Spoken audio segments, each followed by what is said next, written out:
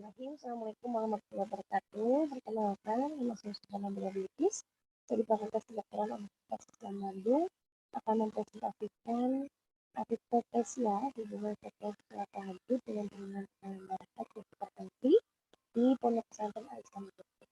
Latar belakang dari artikel ini seperti apa? Alur yang dibahas di artikel ini adalah membahas tekanan darah yang meningkat itu seperti apa. Jadi kata sistem itu untuk di atas 40 mm Hg itu sudah disebut sebagai hipertensi, dan untuk diastol itu di atas 90 mg. Kalau kita masuk ke epidemiologi hipertensi, kalau di dunia itu 9,4 orang tiap tahun itu terkena hipertensi. Terus insiden di dunia 22% dari jumlah penduduknya itu adalah orang hipertensi. Asia Tenggara 36% dari jumlah penduduk. Indonesia kalau ada kematian 1,7 juta itu 23,7%-nya disebabkan karena hipertensi. Lalu selanjutnya metode penelitian yang kita ambil itu adalah penelitian analisis tanpa penelitiannya menggunakan metode profesional dan juga profesor. Untuk aspek etiknya kita tidak mencantumkan nama sehingga pakai nama inisial.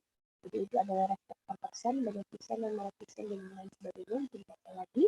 Dan juga untuk sumber datanya pastinya kalau judulnya itu berpendapat di bulan Juli sampai November.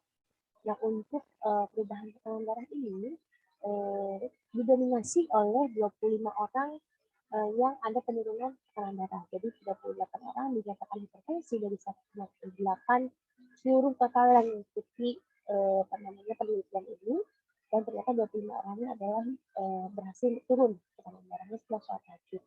Nah, ini profil frekuensi sholat tahajudnya, jarang seimbang selalu, kalau jarang itu bisa 1-2 kali dalam seminggu, sering itu 3-5 kali, kalau untuk selalu 5-7 kali.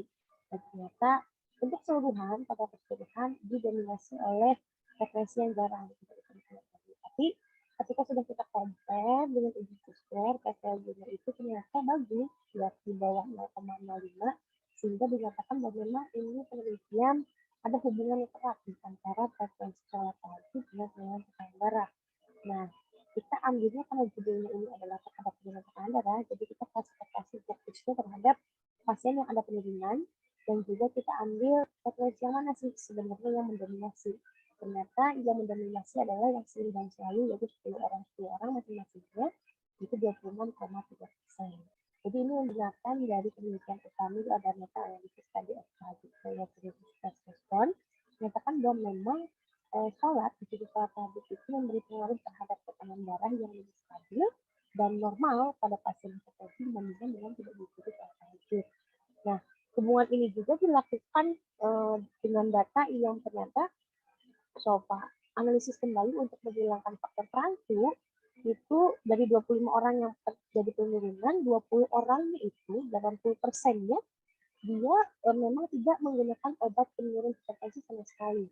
Dan bahkan 18 orang dari 25 orang ini dia tidak melaksanakan treatment apapun selain obat, misalkan diet garam atau olahraga yang untuk mendukung penurunan hipertensi. Jadi bisa dinilai kembali bahwa memang sholat tahajud ini berperan sangat bersih terhadap penurunan tekanan darah pada penelitian. Nah, untuk harapan penelitiannya bisa dijadikan sholat tahajud ini sebagai pelaksanaan secara kontinu untuk pada pasien-pasien hipertensi agar sebagai treatment pendamping pada orang-orang yang ingin menurunkan tekanan darah. Jadi saya rangkum bahwa ketika sudah ikhtiar, lanjutkan dengan doa dan juga lanjutkan dengan harapan. Ketika di ayat 11 bahwa Allah tidak akan mengubah suatu kaum sebelum kaum itu merubah nasib dirinya sendiri. Ini merupakan bentuk dari suatu ikhtiar.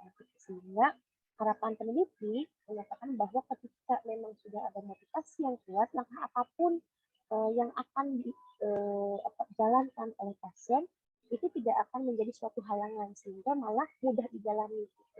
Nah, sehingga harapannya obat hipertensi apapun yang diberikan oleh medis bukan menjadi suatu hal yang ditakuti.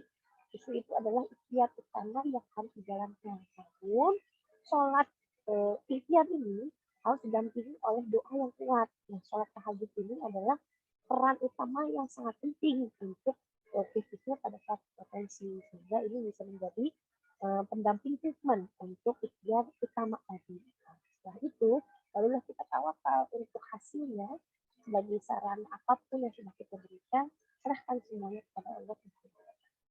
Kesimpulannya tadi bahwa memang ternyata dari penelitian ini 3 sampai 5 kali bahkan 5 sampai 7 kali dalam seminggu atau setiap hari itu adalah efisien terhadap dengan pelanggaran pribadi masing-masing umumnya khususnya pada penyakit tertentu. Untuk sekian yang bisa saya sampaikan, kurang lebih mohon maaf. Ya afikum bila kita selalu daya alhamdulillah alamin bisa terima kasih. Assalamualaikum warahmatullahi wabarakatuh.